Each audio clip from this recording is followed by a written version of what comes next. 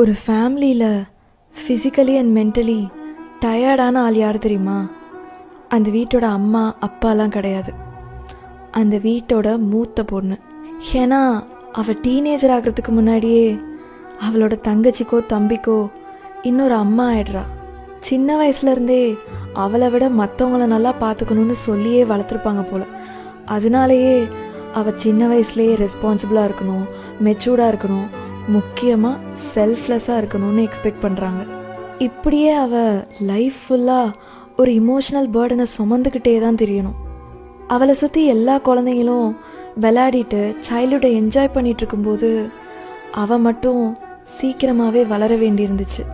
அவளுக்கு பிடிக்குதோ இல்லையோ அவள் ஸ்ட்ராங்காக தான் இருக்கணும். இங்கே எல்லாருக்குமே அவள் தான் ஃபிக்ஸர், ப்ராப்ளம் சால்வர், லிசனர் எல்லாமே.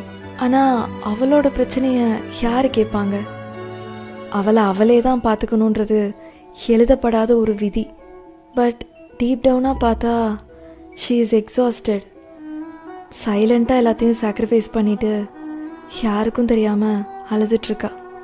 அவள் உடஞ்சே போயிருந்தாலும் உடனே எந்திரிச்சு அடுத்த வேலையை பார்க்க போயிடணும். ஏன்னா ஒரு எல்டஸ்ட் டாட்டர் இப்படி தான் இருக்கணும்னு சொல்லியே வளர்த்துட்டாங்க. அவளுக்கு எவ்வளோ கஷ்டம் வந்தாலும் கம்ப்ளைண்டும் பண்ண மாட்டா, கிவ் அப்பும் பண்ண மாட்டா. ஆனால் அதுக்காக அவளுக்கு எதுவுமே ஹர்ட் ஆகலன்னெலாம் இல்லை. அவள் எல்லாருக்கும் காட்டுற அந்த லவ், அஃபெக்ஷன் அதெல்லாம் அவளுக்கும் தான் வேணும். அவள் எப்போவுமே ஸ்ட்ராங்காக இருக்கணும்லாம் அவசியம் இல்லை.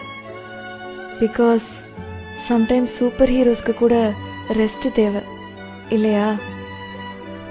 நான் அகவி.